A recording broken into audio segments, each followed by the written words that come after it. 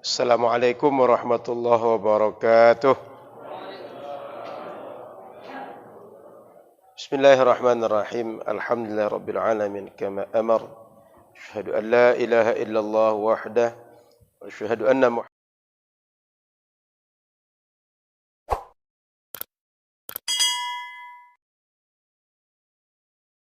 Muhammadan abduhu wa rasuluhu sallallahu alaihi wasallam ala nabiyya ba'dah. Alhamdulillah, Bapak Ibu muliakan Allah Subhanahu wa taala. Kita bersyukur nikmat Allah Subhanahu wa taala sampai sekarang, nikmat yang tidak terputus kita manfaatkan selalu. Semoga nikmat ini adalah nikmat yang kita syukuri dan kita semua semakin baik dalam hidup insyaallah. Salawat teriring salam kepada Rasulullah sallallahu alaihi wasallam. Semoga di akhirat kita termasuk di antara orang yang beruntung berkumpul bersama Nabi Muhammad sallallahu alaihi wasallam. Amin ya rabbal alamin. Bapak Ibu muliakan Allah Subhanahu wa taala, malam ini kita masih melanjutkan bahan kajian tentang salat jamaah. Kalau di buku kita sudah selesai tentang salat jamaah, tapi ada beberapa pembahasan yang sebaiknya kita kaji untuk kita ketahui dalam pelaksanaan salat berjamaah. Kajian kita malam ini adalah adab atau bagian dari kesempurnaan solat berjamaah. Dia bukan rukun, bukan syarat. Artinya kita lakukan, dia menjadi penyempurna. Kalau kita tinggalkan, dia tidak membatalkan. Maka adab atau penyempurna solat jamaah. Yang pertama, datang ke masjid dalam keadaan tenang. Kita kadang-kadang kalau sudah dengar iqamah itu, bawaannya buru-buru aja. Kita masih di rumah atau di jalan, dengar iqamah itu buru-buru. Apa yang terjadi kalau kita buru-buru? Yang paling kecil itu atau paling minimal itu, saat kita berada di shaf, nafas tersengal-sengal. Itu minimal. Dan kalau kondisi itu, kita mungkin baca Al-Fatihah juga, bisa ikut solat seperti jamaah yang lain, tapi tidak akan maksimal, tidak akan tenang, tidak akan khusyuk. Boleh jadi dalam membaca huruf hijaiyah tidak sempurna, atau bahkan mungkin ada ayat yang terlompat. Kenapa? Kondisi kita belum tenang, dan itu paling minimal menghilangkan khusyuk dia. Kalau tidak akan salah, paling tidaknya akan membuat kita tak khusyuk dalam salat. Maka Nabi menganjurkan, idza uqimatis shalah fala ta'tuha wa antum tas'auna walakin tuha wa antum tamshun wa 'alaikumus sakinah fama adraktum fasallu wa ma fatakum faatimmu. Kalau kita sudah dengar iqamah, kita belum berada di shaf, maka tidak perlu kita buru-buru datang, tapi berjalanlah. Berjalan dalam keadaan normal, proporsional. Kenapa? Karena kata Nabi, alaikum bis sakinah, tenang. Tenang ini poinnya. Sebab tenang itu membuat kita mendapati salat dalam keadaan kita siap untuk salat. Napas tak tersengal-sengal. Dan boleh jadi kita saking buru-buru itu kadang-kadang pintu kita banting, sendal kita campakkan entah ke mana. Kadang-kadang gitu kan. Yang penting sendal dah buka dah. Selesai salat, enggak ketemu sendal, dituduh orang maling. Padahal sendal kita tidak di tempat atau tidak teratur kita letak. Jangan-jangan lupa pula letak sendal tadi. Yang akhirnya orang tertuduh. Maka tenang. Tenang itu membawa banyak kebaikan. Sehingga dalam hadis dikatakan al-ajalatu minasyaitan. Kita buru-buru tergesa-gesa itu bagian dari perbuatan syaitan.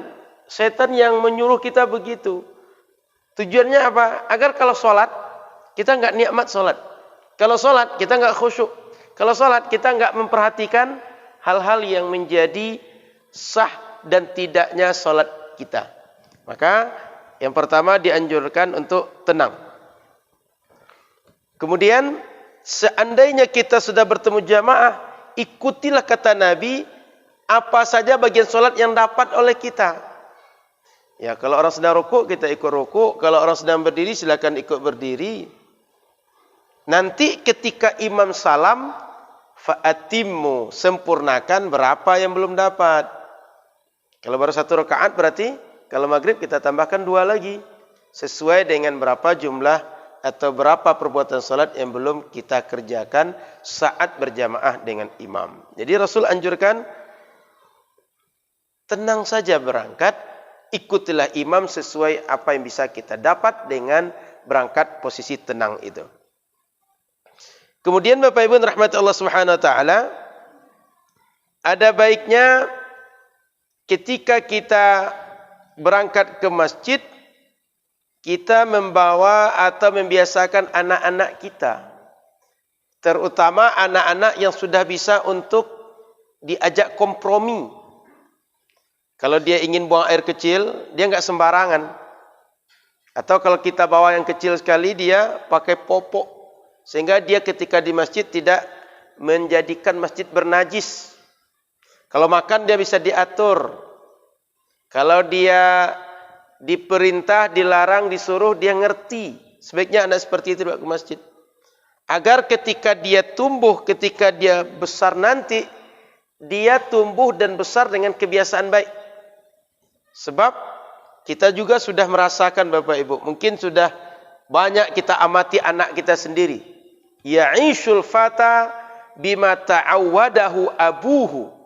Anak-anak itu tumbuh, dia besar dengan kebiasaan-kebiasaan yang diterapkan oleh orang tuanya. Kalau yang baik diterapkan, dia akan jadi baik. Kalau tidak baik, maka dia jadi tidak akan baik. Karena anak-anak ini Bapak Ibu, dia enggak tahu apa yang baik dan tidak. Akalnya belum bertumbuh dengan sempurna. Dan memang kalau kita pelajari psikologi, kalau laki-laki itu akalnya tumbuh sempurna, mampu berpikir matang itu saat dia sudah kuliah. Sebelum itu belum. Maka kalau ada anak kita SMP, anak SD sulit diatur, nah itu bukan dia durhaka dengan kita, enggak. Memang akalnya belum sempurna. Makanya banyak akal kata orang kita kan. Tidak barakah, kurang akal. Memang begitu. Perjalanan akalnya belum sempurna. Nah, sehingga anak-anak usia 15 sampai 30 itu bagian dari usia emas untuk belajar. Itu memanfaatkan betul untuk anak belajar. Isi betul dengan IQ dia. Tapi ketika sebelum itu anak-anak jangan diisi dengan IQ. Enggak masanya. Sehingga kalau ada PAUD, prasekolah, itu sebaiknya anak-anak ditanamkan kebiasaan-kebiasaan baik. Bagaimana dia mudah senyum, dia hormat, bagaimana dia perhatian, dia punya empati, dan berbagai hal-hal baik kita tanamkan pada anak. Sehingga Nabi menyarankan, muru auladakum bis salati wa hum abna'us sab'. Suruh anak kita salat usianya 7 tahun. Kalau tidak juga, usia 10 tahun agak tegas sedikit. Pukul dia. Pukul itu maksud Nabi bukan ingin kita menghajar anak kita, tapi takdib, menekankan adab. Agar anak kita lebih perhatian, lebih fokus, lebih mau mendengarkan. Saking pentingnya ketika kecil ditanamkan adab. Dan ini perlu kita pahami Bapak Ibu, tidak hanya untuk solat. Tetapi dia untuk solat, dia untuk puasa, dia untuk berbagai akhlak yang baik, dia untuk bagaimana jual beli yang benar, bagaimana sosial masyarakat yang benar. Sehingga jangan dipahami hadis ini terbatas anak kita dibiasakan solat sejak usia 7 tahun. Tidak. Tapi ada semua ajaran Islam ini. Kenapa disebutkan solat oleh Nabi? Untuk menjadikan perhatian penting. Karena solat ini imaduddin, tiang agama. Tapi hadis ini sekali lagi kata para ulama, tidak terbatas menanamkan solat. Tapi semua hal yang menjadi ajaran agama, hal yang bersifat akidah, ibadah, muamalah, tanamkan dari kecil kepada anak. Maka kalau kita tengok hadis Nabi, sudah kita bahas juga di Arba'in bersama Maulana, ketika Rasul bersama Ibnu Abbas, itu kecil. Yang diajarkan apa? Ya ghulam, idza sta'anta fasta'in billah. Akidah yang diajarkan. Kalau minta tolong, tak tolong kepada Allah. Jangan kepada yang lain. Di situ bahkan diajarkan la in ijtama'u, andaikan semua orang berkumpul ala ayadurruka lam yadurruka illa bi syai'in qad kataballahu lak. Semua orang berkumpul di dunia ini ingin mendatangkan mudarat untuk engkau, ingin membunuh engkau, ingin mencelakai engkau, tapi Allah tak berkehendak. Tidak ada takdir engkau untuk celaka karena itu tidak akan pernah terjadi. Maka itu usia kecil Rasul mengajarkan. Termasuk anak cucu beliau Hasan Husain, itu ketika Nabi solat sengaja beliau tidak melarang untuk bermain di atas pundak beliau. Sehingga ketika besar ternyata ini berkesan bagi Hasan dan Husain. Sehingga kedua cucunya itu ahli ibadah. Senangnya adalah ibadah. Memori terbaik dalam hidup dia, kakeknya ahli ibadah. Bermain yang paling menarik bagi dia, bermain kuda-kudaan ketika kakeknya sedang solat. Maka pernah Nabi itu ketika jadi imam, cucu beliau main. Ketika selesai solat, jamaah merasa kok lama betul Nabi sujud tadi. Ditanya, Rasul tadi ada wahyu turun kah? Atau adakah sesuatu yang lain terjadi? Kan mana tahu ada yang terjadi. Kita sujud kan nggak bisa lihat. Nggak bisa kita nengok ke depan. Kalau ngangkat kepala kan bisa batal nanti. Jadi semua sahabat cuma heran. Kenapa Rasul agak lama? Rasul tidak menyebutkan ada wahyu, ada kejadian. Kata Rasul, tadi Hasan Husain sedang main di pundakku. Itu jadi imam salat. Apalagi kalau salat sendirian di rumah. Maka tanamkan hal-hal baik pada anak kita. Semoga kita tak pernah menyesal dalam mendidik anak-anak kita. Karena memang begitu. Kita sudah lihat sendiri. Sudah rasakan sendiri bagaimana anak itu kalau dididik dengan baik. Kalau kita perhatian, kalau kita fokus dengan mereka. Baik. Lanjut. Yang kedua. Al-qiyam ba'dal iqamah. Kalau sudah iqamah, segera berdiri. Agar kita semua standby, tenang, siap untuk sholat. Enggak lagi pikiran kemana-mana.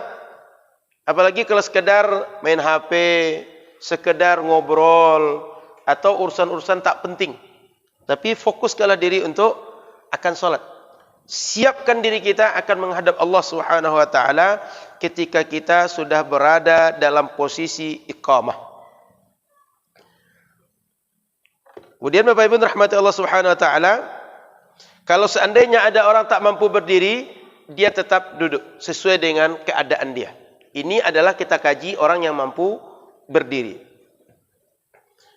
Kemudian yang ketiga, taswiyatus sufuf. Menyempurnakan shaf, meluruskan, merapatkan. Dua tadi berdiri setelah iqamah. Yang ketiga, merapatkan, sejajarkan, luruskan. Semua yang semakna dengan ini. Shaf rapat, lurus, sejajar. Itu bagian dari kesempurnaan salat jamaah. Artinya kalau sempat orang salatnya shaf tidak rapat, sebagian di depan, sebagian belakang. Seperti di Masjidil Haram lah. Masjid Nabawi yang sering berserak kalau kita tengok secara kasat mata. Itu meskipun tidak lurus, tidak rapat, tak sejajar, sah berjamaahnya. Tapi kesempurnaan dalam berjamaah tak dapat. Artinya bila shaf ada yang lurus, rapat, sejajar, yang satu tak lurus, tak rapat, sejajar, yang satu kalau misalnya kasih pahala misalnya 10, yang satu 7. Tapi keduanya sama, sah salat berjamaahnya.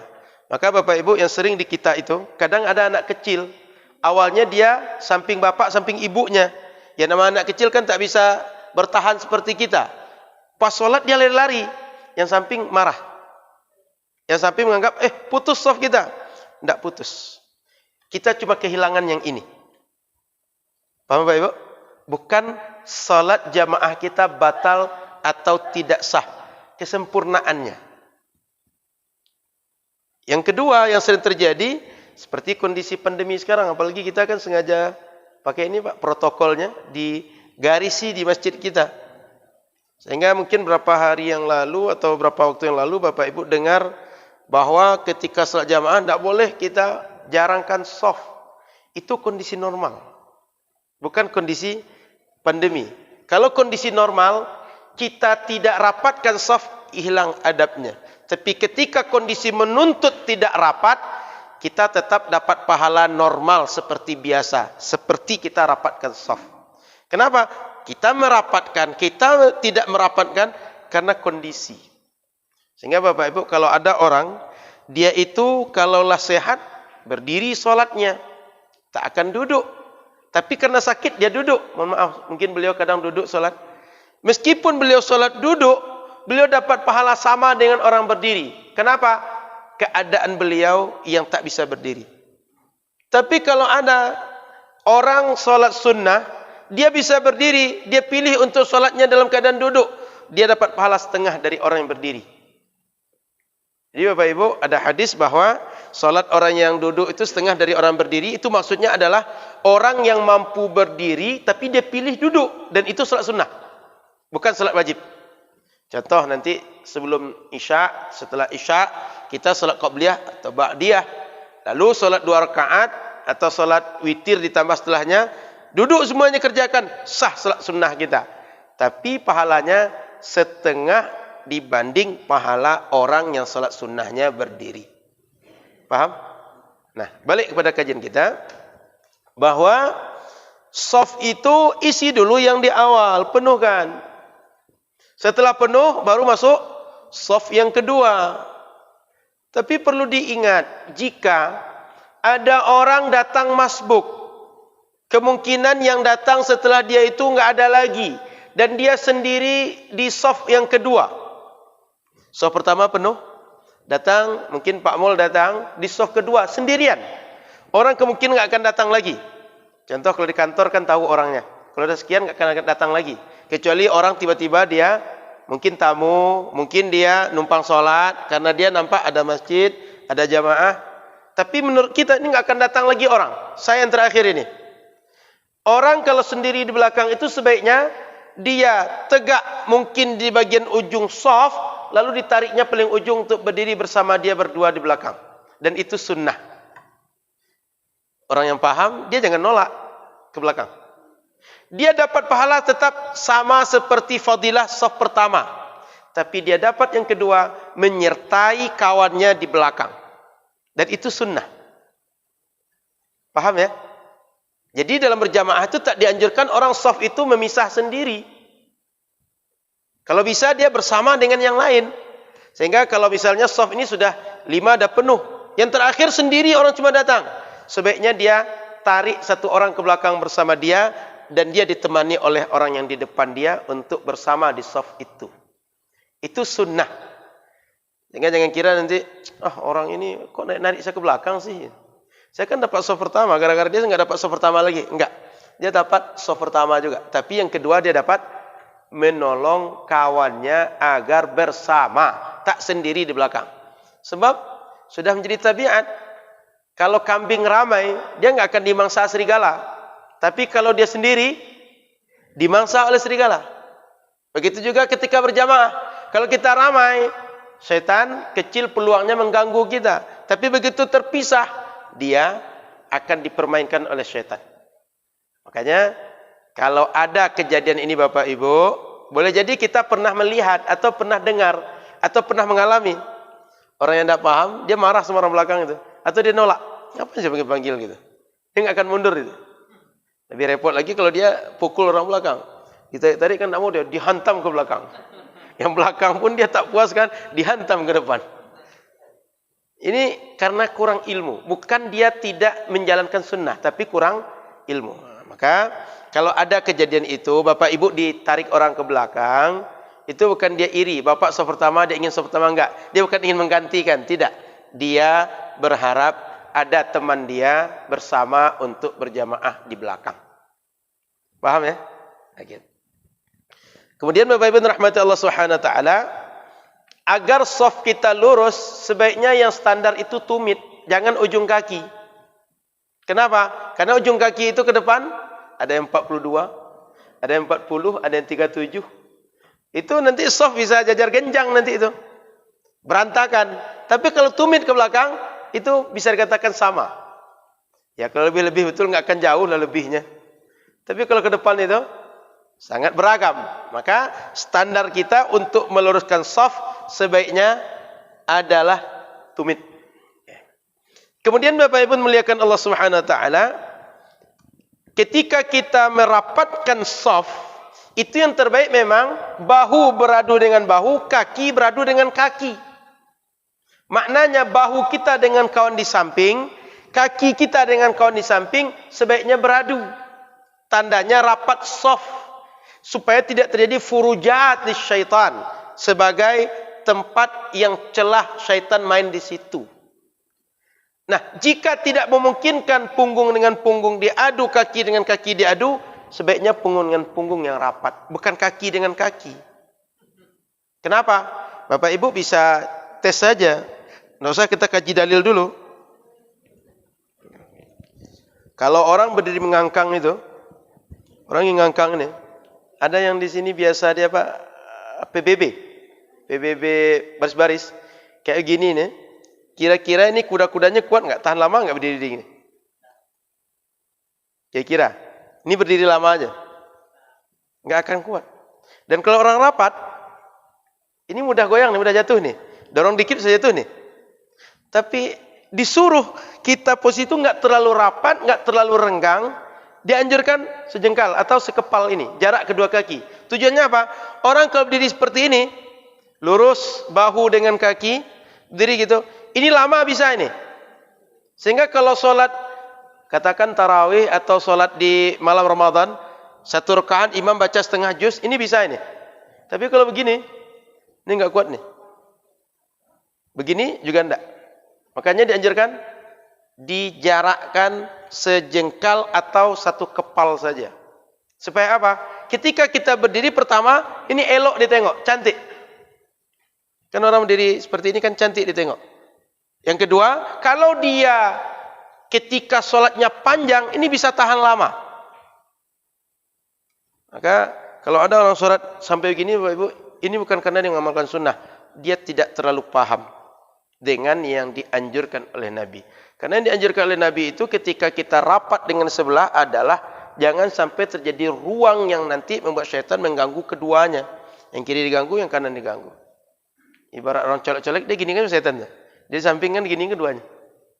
Maka diisi ruang itu dengan dirapatkan bahu dengan bahu. Jadi yang paling terbaik itu kaki beradu dengan kaki, bahu dengan bahu. Kalau tidak, bahu dengan bahu. Kaki dengan kaki, tak sampai anjuran sampai seperti itu. Maka Nabi dalam hadis itu mengatakan hadu bainal manakib. Ini dengan yang lain. Manakib itu adalah pundak dengan pundak. Wasuddul khalal, tutup semua celah yang ada. Jadi Bapak Ibu yang dirahmati Allah Subhanahu wa taala, ini di antara kesempurnaan shaf. Kemudian yang keempat, imam dengan makmum sebaiknya sama tinggi posisinya. Yang keempat, sunnahnya. Kadang-kadang kan ada tempat Bapak Ibu, imam itu tinggi pada makmum. Pernah tengok ya? Kecuali posisi masjid memang, karena di tempat itu batu tak bisa dipindahkan. Itu ada kadang-kadang masjid begitu, tidak ada masalah. Jadi imam dan makmum sejajar, sama tinggi.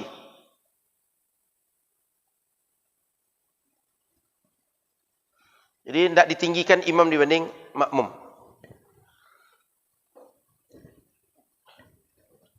Jadi ini adalah satu di antara masalah kitab Al-Um yang kata sebagian Imam Syafi'i membolehkan imam lebih tinggi dari makmum. Ternyata kata Imam Nawawi yang afdal itu yang sebaiknya adalah makmum sejajar tingginya dengan imam. Kalau seandainya imam itu mengajarkan sehingga dia berada di tempat yang tinggi, tidak ada masalah. Rasul pernah begitu. Sehingga Rasul ketika di atas mimbar, beliau ketika berdiri, beliau ajarkan bagaimana cara berdiri, bagaimana rukuk. Tapi kalau sujud kan di mimbar enggak mungkin. Sebab mimbar Rasul enggak seperti ini. Yang tiga seperti di An-Nur itu kan enggak mungkin sujud di situ. Maka Nabi turun ke bawah. Lalu balik lagi sehingga Nabi berdiri, Nabi rukuk, i'tidal itu lihat oleh sahabat. Jadi kalau mengajarkan tidak ada masalah tinggi. Kan boleh jadi nanti Bapak Ibu kita lihat anak-anak kita belajar di TK atau di SD, gurunya tegak di atas meja, sengaja untuk agar anak-anak lihat, itu untuk mengajarkan boleh. Tapi bila solat biasa, ya seperti kita, saf imam dengan makmum sejajar tingginya, tidak lebih tinggi imam dibanding makmum. Kemudian yang kelima, dianjurkan untuk mendapatkan takbiratul ihram. Jadi usahakan kalau kita berjamaah itu berangkatnya cepat, Pak. Sehingga begitu sampai ke masjid kita dapat takbiratul ihram.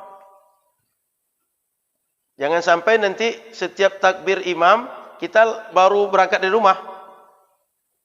Kita ini kadang-kadang kan gitu, Pak. Kalau sudah azan baru wudu. Kita tahu dari rumah kita itu minimal 15 menit kalau kendaraan gitu. Maka kalau orang yang tahu bahwa dia jaraknya jauh dari masjid, dia mesti lebih awal berangkat. Jangan sampai nanti ketika dia berangkat di masjid belakangan, sehingga dia masbuk, selesai imam salat, imam baca suara jahar, nanti dia protes. Mengganggu kekhusyuan kami. Padahal dia semestinya lebih awal berangkat agar dia ketika salam imam dia juga bisa salam. Kan sebagian orang tidak membolehkan di masjid itu doa secara jahar bersama-sama, mengganggu orang yang sedang salat yang masbuk. Kan itu sebagian berargumen. Padahal Bapak Ibu rahmati Allah Subhanahu wa taala, kalau akan mengganggu, banyak yang bisa mengganggu sebenarnya. Bukan sekedar bacaan imam yang keras karena berdoa bersama, yang lain banyak. Nah, dianjurkan mendapatkan takbiratul ihram bersama imam. Maka seandainya kita berangkat dari rumah agak lambat, waktu antara kita solat sunnah dengan takbiratul ihram bersama imam singkat, sebaiknya kita jangan paksakan solat sunnah. Ikut bersama imam takbiratul ihram. Kan kadang-kadang kita gitu, Pak. Dia tahu ini. Kan ada timingnya, berapa menit, berapa detik lagi gitu. Yang penting soal sunnah dulu lah. Nanti soal ikut imam atau tidak. Kadang-kadang dia tahu bahwa kalau masih ada orang salat sunnah, akan iqamah belum akan dilakukan. Sehingga dipaksakan, nampak 3 detik lagi, dia takbir segera. Diundur oleh muazin untuk iqamah. Jangan begitu. Lebih baik memprioritaskan untuk mendapatkan takbiratul ihram bersama imam. Sudah itu kalau ada orang yang dia tadi sudah takbiratul ihram, lalu dia solat 1 rakaat, ternyata iqamah, solat jamaah mau ditegakkan, dia tak dianjurkan membatalkan solat untuk dapat takbiratul ihram. Dia dianjurkan sempurnakan solat, selesai itu baru segera ikut imam. Kenapa? Karena memutuskan, membatalkan ibadah di tengah perjalanan itu makruh di dalam mazhab Syafi'i. Dalam mazhab Imam Abu Hanifah justru haram. Artinya sah dia salatnya dibatalkan begitu, tapi dia berdosa. Kenapa? Dalam Al-Quran, wala tubtilu a'malakum. Ada larangan. Jangan kalian batalkan amal ibadah yang sudah kalian kerjakan. Begitu dikerjakan, yang lanjutkan. Termasuk kita puasa sunnah, Bapak Ibu. Yang kadang-kadang kalau puasa sunnah itu, ini kan puasa sunnah, nggak apa-apa, batal, nggak sah puasa gitu. Besok jelas puasa lagi gitu. Jangan. Selama tidak ada faktor yang sangat kuat untuk kita batal, lanjutkan. Begitu juga ibadah yang lain. Artinya semua ibadah yang sudah kita buat, agama menyuruh kita sempurnakan. Begitu juga sholat tadi. Orang tadi apakah dia ketinggalan jamaah, Ustaz? Enggak. Dia kan masih ada imam baca sholat, membaca Al-Quran, imam baca Al-Fatihah, imam rukuk sujud, kan masih bisa untuk dia nanti bisa menyusul imam. Jadi dia selesaikan, baru dia susul imam sesuai yang dia dapat nanti ketika imam sholat. Kemudian yang selanjutnya Bapak Ibu rahmati Allah Subhanahu wa taala, berupaya mendapatkan fadilah berjamaah. Nah, ini beda dengan takbiratul ihram. Mendapatkan fadilah berjamaah ini adalah misalnya Bapak Ibu, kita ini masih bisa untuk bisa berjamaah dengan imam. Maka sebaiknya jangan kita tunggu membuat jamaah yang kedua. Kita habis wuduk nih. Oh, masih 1 rakaat itu. Usahakan bergabung segera. Nanti soft jamaah kedua aja lah. Sehingga dia santai-santai. Enggak dia kejarkan untuk gabung dengan jamaah yang pertama. Paham maksud saya? Jadi, selagi bisa kita mendapati solat berjamaah, bergabung segera. Meskipun cuma dapat tasyahud akhir. Meskipun cuma dapat sujud. Itu lebih afdal, lebih baik. Tapi kalau seandainya kita ini sudah dapat cuma sujud terakhir imam. Di belakang ini masih akan banyak berjamaah. Tidak apa-apa. Kita biar dapat takbiratul ihram dan dapat jamaah, kita tunggu yang belakang tadi agar jamaah sama-sama. Tapi pastikan jamaah pertama selesai dulu. Baru dimulai yang kedua tadi jamaah yang baru. Paham Bapak Ibu? Jadi yang pertama dah selesai. Kita tunggu yang ramai-ramai tadi. Kan nampak kita di luar tuh. Sama kita datang. Rombongan kita mungkin kita berjamaah. Tapi setelah imam pertama salam. Tuntas tadi baru kita masuk. Tapi kalau seandainya tidak begitu, cuma kita lagi. Sebaiknya kita upayakan meskipun cuma dapat ujungnya berjamaah. Tetap lebih baik dibanding solat sendirian. Apalagi kita tidak mengupayakan sama sekali. Nah, itu. Kemudian adab yang selanjutnya, imam memperpendek bacaan, meringankan. Ini meringankan ini lebih kepada pertama bacaan ayat Al-Quran ketika berdiri. Kan bisa saja imam itu baca satu juz satu kali satu rakaat. Bisa juga satu halaman, bisa juga satu surat yang tidak panjang. Meringankan. Kenapa? Di belakang kita banyak makmum. Ada yang orangnya mungkin sedang sakit, ada orang mungkin tak bisa berdiri lama, ada orang yang mungkin anaknya di rumah tak bisa ditinggal lama, ada orang yang mungkin bapak atau ibunya sedang dirawat tak bisa ditinggal lama. Infusnya mungkin mesti dikontrol atau obatnya mesti dirutinkan untuk dijaga segala macam. Kalau seandainya imam terlalu lama, nanti jamaah tadi dia enggak khusyuk. Panjang betul bacaan imamnya. Kecuali orang malas. Inna a'tainah membaca cuma, panjang betul bacaan imam katanya. Padahal cuma inna a'tainah dibaca oleh imam. Atau wal asri. Karena memang tak biasa solat. Atau solat jamaah itu terasa berat betul. Maka ini meringankan, ini artinya imam yang kenal dengan jamaah dia sebaiknya dia menyesuaikan kondisi makmumnya. Kalau solat sendirian silahkan. Mau 1 juz, mau 3 juz sendirian silahkan. Tidak ada orang tersiksa karena kita. Karena risiko berjamaah ini, imam cepat, kita cepat. Imam lambat, kita lambat. Kita terikat dengan imam kita. Tapi kalau sendirian, silahkan. Hur, merdeka. Buatlah apa yang mau dibuat. Tapi kalau jadi imam, kita mesti perhatian dengan orang yang ada di belakang kita. Kemudian, yang ke-8, mengupayakan shaf awal. Ini banyak sekali hadisnya. Shaf pertama. Sehingga dalam hadis itu sampai dikatakan oleh Nabi, andaikan umatku tahu keutamaan shaf pertama itu, mereka berebut untuk mendapatkannya. Sampai mereka diundi supaya dapat siapa shaf pertama, mereka akan lakukan. Atau dalam hadis lain itu, andaikan mereka tahu keutamaan shaf pertama itu, meski mereka merangkak untuk mendapatkannya, mereka akan upayakan shaf pertama itu. Maka kalau seandainya kita bisa untuk mendapatkan shaf pertama, isilah shaf pertama.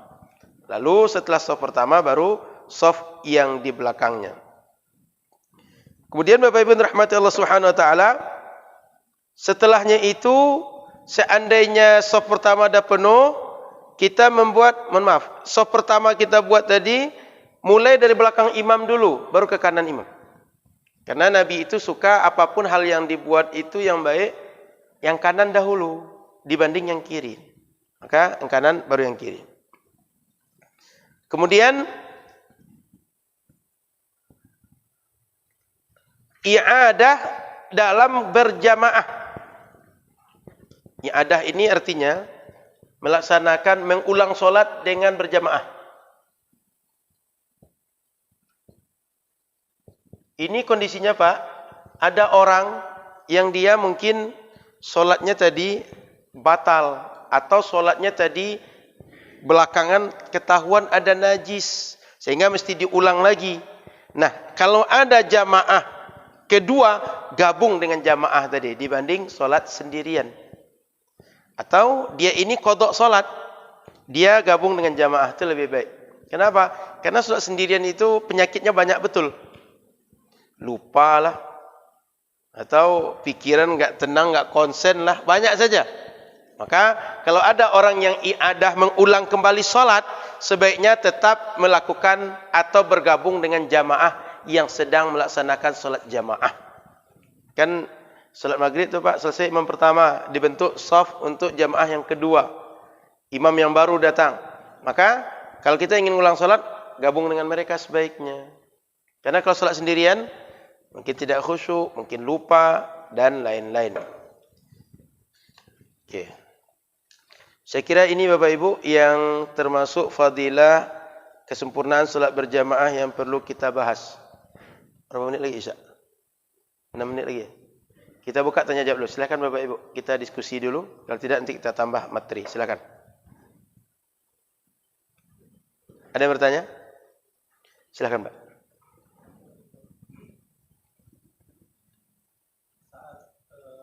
Ada jamaah yang sendirian, satu dua misalkan. Baik.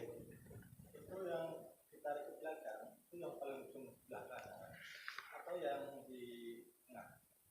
Yang kan ada yang berpedoman bahwa pahala jamaah itu dihitung dari lurusan imam arah kanan. Jadi lebih afdal mana yang ujung sebelah paling kanan atau yang di tengah itu? Yang paling ujung diambil, Pak. Suruhnya begitu. Paling ujung. Karena yang tengah itu membuat renggang. Kalau yang ujung dia tidak membuat renggang.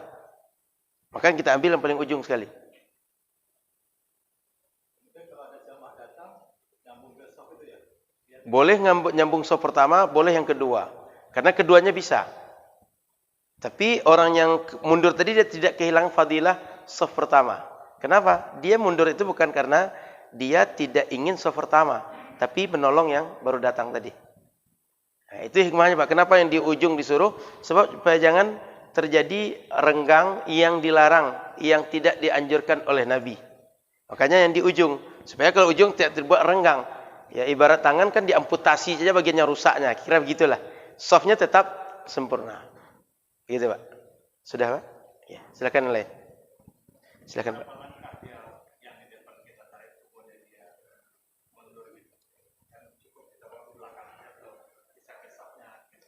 Cukup di ujung tadi saja Pak. Enggak mesti dibawa ke tengah, enggak. Di ujung saja. Langsung buat soft di belakang tadi, orang tinggal tarik lurus ke belakang. Sehingga kan kita bisa ukur tuh Pak, posisi soft belakang ni yang mana nih orang akan berdiri lurus samping kita. Kita samping dia langsung. Jadi enggak dibawa ke tengah. Ujung itu saja. Karena bawa ke tengah nanti banyak betul kerjanya Pak. Heboh betul salat. Jadi di ujung saja. Jadi paham Bapak Ibu ya? Karena di kita itu sudah biasa kalau buat soft itu tengah dulu kan? Enggak dibawa ke tengah, enggak. Di ujung saja. Di posisi yang dia mundur lurus ke belakang. Sudah Pak? Oke, silakan yang lain. Bu Ibu silakan. Silakan Bu.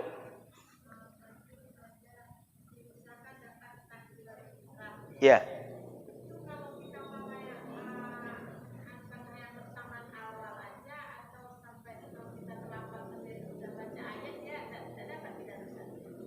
Jadi tetap kita dapat jamaah, cuma afdaliyah mendapat bersama imam dengan takbiratul ihram beda dengan orang tadi. Jadi seandainya bisa Bu, dari awal betul kita bersama dengan imam gitu. Ini mungkin dia begini Bu, ada kejadian orang ini was-wasnya tinggi. Dari awal bersama imam dia sudah siap. Cuma setiap Allahu Akbar belum juga merasa sah. Allah sampai picing-picing mata dia, belum juga sah lagi menurut dia gitu. Ada orang yang begitu, sehingga untuk takbir saja lama dia. Nah dia tetap dapat pahala jamaah dari awal itu, karena dia ada uzur. Yang dimaksudkan itu adalah orang yang dia bisa dapat jamaah dari awal bersama imam, dia enggak mengupayakan. Lambat-lambat jalan gitu, duduk dulu di warung gitu. Nantilah ke masjid, kan masih 10 menit lagi azan, ngopi sebentarnya. Pas sedang ngopi, azan. Tanggung setengah dulu. Kita kan kadang-kadang lagunya banyak kalau ngopi ini. Yang minum sedikitnya. Kopi setengah aja, cuma ceritanya panjang. Tambuhnya banyak. Tambah stek ini. Kurang gula, tambah gula gitu. Macam-macam. Lagunya banyak kalau ngopi itu. Apalagi kalau banyak pula kawan cerita di warung tuh. Tambah panjang lah cerita itu. Akhirnya gitu Pak. Jadi orang yang dia bisa mendapatkan saf pertama, mendapatkan takbiratul ihram bersama imam, sebaiknya diupayakan. Karena itu ada fadilah istimewa bagi orang yang bisa berbarengan dengan imam takbiratul ihram. Sudah Bu? Oke. Ada lagi silakan. Silakan Pak. Baik. Kan sekarang Ya. Jarang sampaikan anjuran WHO. Baik. Saya bilang yang mendapatkan itu Nabi yang menyebut. Baik. Mana dan adakah riwayat yang Nabi itu salah satu jarang-jarang? Baik. Jadi begini. Dalam agama ini kita mesti melihat keseluruhan itu utuh, Pak. Ada ibadah, ada aspek yang di luar ibadah tapi dia mendukung atau menentukan ibadah. Orang mati bisa ibadah enggak, Pak? Enggak kan? Mending mana? Orang hidup ibadah atau orang mati ibadah? Mending mana kira-kira? Orang hidup ibadah kan? Karena kalau mati sekarang jangan belum siap amalnya kan? Masih bisa nambah amal kan? Nah, jadi mesti utuh melihatnya. Maka ketika WHO katakan menyuruh kita atau WHO masa itu semacam, kita tidak melihat berbagai faktor katakan konspirasi politik yang tidak sejalan atau berbagai hal-hal yang sifatnya di luar solat kita. Yang kita perhatikan adalah saat ini sudah sempat LC belum, Pak? LC itu apa namanya? Alumni COVID gitu. Lulusan COVID gitu. Maco, Pak ya. Udah pernah maco belum atau lulusan COVID? Belum ya? Tanya ke orang yang sudah kena. Biar kita tahu bahwa COVID itu ada. Soal dia bersumber dari siapa, kerjaan siapa, enggak itu yang kita urus. Dia itu ada sekarang. Cara selamatnya diantaranya adalah hindari kerumunan. Salat jamaah ini bagian yang bisa membuat kita berkerumun. Cara pikirnya gitu, Pak. Bahwa COVID itu ada. Soal dia bisa diobati dengan itu semacam itu urusan lain. Tapi dia ada. Cara menghindarinya bagaimana? Di antaranya kita pakai masker, Pak. Kita lakukan. Di antara menghindarinya kita hand sanitizer, cuci tangan, dan berbagai hal. Jaga imun dan segala macam. Itu upaya kita menghindari. Maka Nabi yang menyuruh kita merapatkan shaf, Nabi juga yang menyuruh kita untuk jangan sampai kalian mudarat untuk diri kalian, jangan mudarat untuk orang. Al-Quran juga yang menyuruh jangan sampai kalian celaka karena ulah kalian. Sehingga berbagai upaya yang bisa membuat kita selamat, Al-Quran dan hadis menyuruh kita buatlah yang selamat tadi itu. Itu, Pak. Jadi membacanya tidak membaca ini WHO, ini kerjaan orang cari uang dengan ini semacam. Tidak, itu yang kita lihat. Tapi dia real, betul adanya. Dan perpindahannya itu adalah melalui perpindahan satu person ke person yang lain. Apabila ada media atau memungkinkan pindahnya virus satu orang kepada orang lain. Betul, Pak? Kan teorinya begitu kan? Itu tidak bisa kita pungkiri, teorinya begitu. Soal harus vaksin atau tidak, vaksin dari siapa, enggak urusan kita yang itu. Urusan kita saat ini adalah satu di antara cara menjaga diri, dia tidak rapat dengan orang, tidak terlalu sering bertemu dengan orang, tidak berkerumun. Itunya yang kita pandang, Pak. Sehingga jangan diadu. Nabi memangnya pernah sholat safnya jarang-jarang, jangan itu. Karena tidak ada kejadian ini zaman Nabi. Tapi Nabi menyuruh kita menjaga diri, Al-Quran suruh jaga diri, itu ada. Kapan itu lakukan? Ketika kondisinya mengharuskan untuk itu. Sekarang ini saatnya kita mesti menjaga diri. Pekan lalu, Pak, ada senior saya, ini enggak COVID. Ini kita cerita normal saja. Jumat, ibunya meninggal, Sabtu, bapaknya meninggal.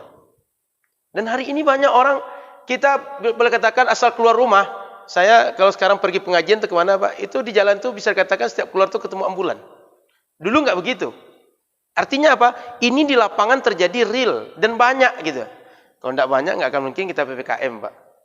Apalagi perpanjang lagi. Sampai tanggal berapa? Sampai tanggal 6, Pak. Jangan-jangan 6 September, 6 Agustus, 6 Oktober pula nanti. Ini baru 6 September. Kemarin dari sampai tanggal 23 Agustus, ini dah 6 September. Artinya real terjadi, Pak. Upaya kita berupaya agar selamat dari apa yang sedang terjadi. Begitu, Pak. Jadi kalau ditanya ada nggak hadis Nabi yang pernah jarang-jarang gitu? Nggak ada. Kenapa? Kita mesti ikut Nabi lah dibanding WHO. Betul. Itu tak ada salah. Logika itu benar. Tapi pada kondisi yang memang bisa apple to apple kata orang. Memang yang pada tempatnya yang diadu, tapi tidak bisa diadu sama, jangan diadu yang sama dia. Itu Pak ya? Cukup? Oke.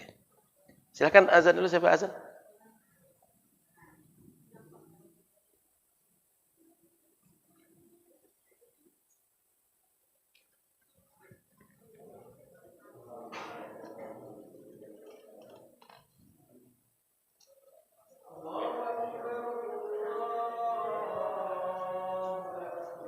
Allahu Akbar.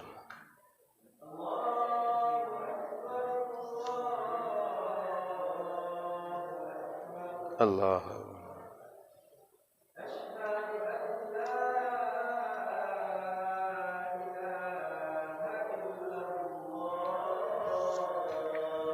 Asyhadu an la ilaha illallah.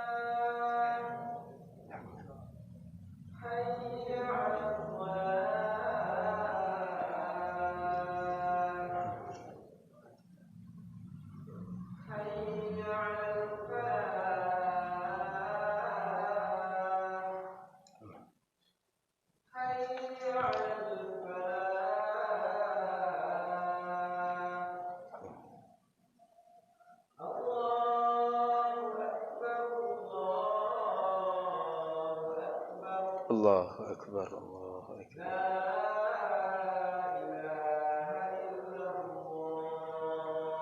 La ilaha illallah Muhammad sallallahu alaihi wasallam.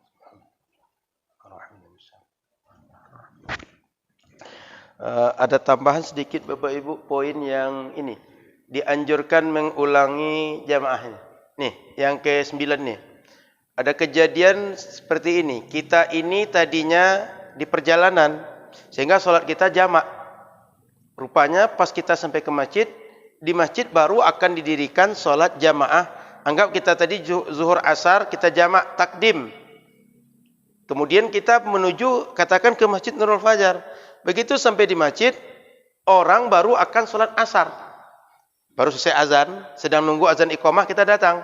Apa yang kita lakukan? Kita kan sudah sholat nih. Kan nggak perlu sholat asar lagi, sudah jamak. Nah, dulu pernah kejadian di zaman Nabi itu ada 2 orang yang datang seperti itu. Sehingga ketika sholat, dia nggak sholat, dia duduk di belakang berdua. Apa kata Nabi? Sebaiknya engkau ikut sholat dengan orang ini. Maka kalau ada kejadian seperti itu dianjurkan mengulang sholat dengan berjamaah. Meskipun kita sudah kerjakan tadi ini, sudah gugur kewajiban kita. Sebaiknya ulang lagi berjamaah dengan jamaah yang sedang dibuat. Karena ini kemungkinan Bapak Ibu mengalami.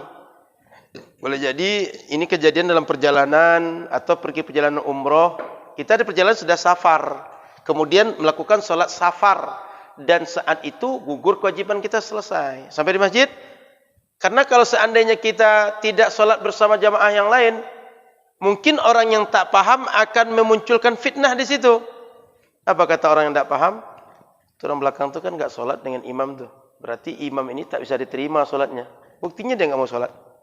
Orang yang nggak paham akan dimainkan, digoreng. Kata orang sekarang digoreng. Orang jamaah Nurul Fajar itu nggak kompak. Itu buktinya nggak sholat 2 orang. Paham Bapak Ibu? Ini bisa dianggap sebagai orang ini tidak punya kesatuan hati dalam berjamaah di satu masjid mereka. Bisa dimainkan orang. Itu diantara hal negatif yang bisa terjadi seandainya ada yang sholat, sebagian tak sholat. Dia sama-sama dapat pahala. Mengulang sholat kan juga pahala. Nah, sudah itu ada kemungkinan kedua. Kita sudah selesai sholat jamaah tadi. Ternyata ada 1 orang datang. Dia kalau sholat pasti sendirian, nggak ada lagi yang akan datang. Apa yang sebaiknya kita buat? Seandainya dia mengajak kita untuk berjamaah dengan dia, 1 orang sebaiknya temani dia, sehingga dia berjamaah. Saya ulang ya, kita selesai sholat maghrib tadi nih. Lalu masuk satu orang, dia belum sholat berjamaah, belum sholat fardu. Dia ajak seorang di antara kita untuk bareng dengan dia. Kawan ini saya sholat. Nah, itu sebaiknya dia sholat bersama orang tadi. Karena pernah di zaman Nabi itu, anna rajulan ja'al masjid, seorang datang ke masjid. Waqad sallan Nabi sallallahu alaihi wasallam al-asra, Nabi dan sahabat sudah sholat asar. Sudah selesai semua, enggak ada lagi orang yang sholat. Faqala alaihi wasallam man yatasaddaq ala hadha fayusalli ma'ah. Siapa mau sedekah untuk orang ini? Makna sedekah itu adalah agar orang ini dapat pahala berjamaah dengan solat dengan orang yang menemani. Kalau tidak ditemani dia kan pahala solat sendirian, tapi dengan ditemani dapat berjamaah.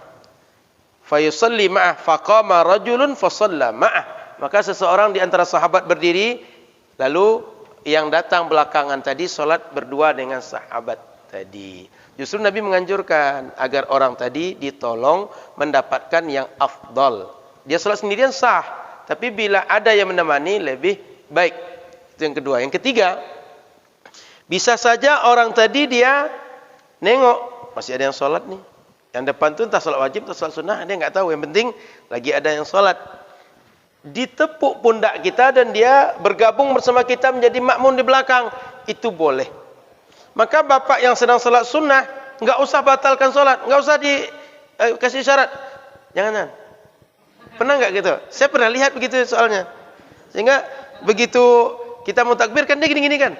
Enggak usah, lanjut saja. Soal bapak nanti bacaan bapak takut kalau bacaan keras terdengar orang saya malu, enggak usah baca keras. Bapak seperti bapak solat yang sir tadi saja, orang tadi menyesuaikan dengan bapak. Paham ya? Kalau seandainya bisa kita bahasa jaharkan, bagus jaharkan. Supaya apa? Orang belakang bisa dia amin bersama imam. Dia tahu bahwa imam akan rukuk, imam i'tidal dan seterusnya. Dan itu orang yang di depan tadi, dia secara tidak langsung akan dapat pahala berjamaah. Dan orang baru datang tadi, dia dapat pahala berjamaah. Ini ada kejadian-kejadian ini? Saya rasa kita mengalami kejadian itu. Enggak usah ditolak. Biar dia berjamaah dengan kita. Kita dapat pahala berjamaah. Sudah itu kalau seperti kejadian yang kedua tadi, ada orang yang dia menemani orang solat berjamaah, padahal dia sudah solat jamaah. Solat yang kedua itu berarti dia kan 2 kali solat fardu itu. Yang kedua tadi bagi dia dianggap pahala sunnah. Solatnya tetap solat wajib, solat asar. Tapi menjadi pahala sunnah bagi dia. Jadi gugur kewajiban dia, lalu dapat pula pahala solat untuk yang kedua. Tapi Bapak Ibu, kalau solat jenazah, enggak dianjurkan kita sengaja solat untuk kedua, ketiga kali. Contoh, mana tahu nanti ada tokoh masyarakat atau ada orang di sekitar kita, saking banyaknya yang melayat, menyolatkan dia itu berkali-kali. Lalu selesai sof pertama, keluar orang, masuk sof kelompok kedua. Nah, ada orang setiap kali solat dia ulang terus. Itu enggak dianjurkan begitu. Tapi kalau solat fardu itu boleh begitu. Artinya dia selesai solat isya sama kita nih. Nanti dia gabung lagi dengan orang buat solat isya berjamaah di belakangan. Sampai 3 kali, 4 kali sehari itu boleh begitu. Tapi solat jenazah dianjurkan sekali saja cukup. Enggak usah diulang 2, 3, 4. Yang ada solatnya cukup sekali saja. Enggak usah diulang-ulang. Kalau solatkan sekali sudah selesai. Solat jenazah. Paham ya? Ya. Saya kira cukup. Ada lagi pertanyaan?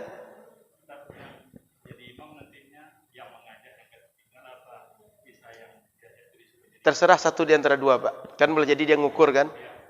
Kalau saya dengan Bapak, sebaiknya Bapak imam atau saya. Kita ukur saja. Siapa yang lebih cocok jadi imam di antara dua tadi.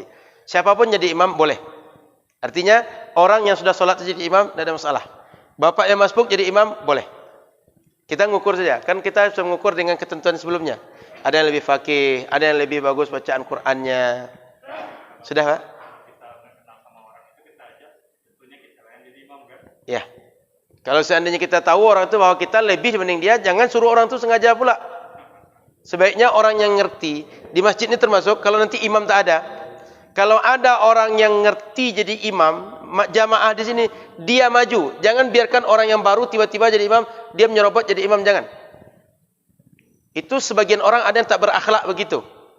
Dia memang mungkin bacaan Qur'annya bagus, tahsinnya bagus, selesai tahsin segala macam.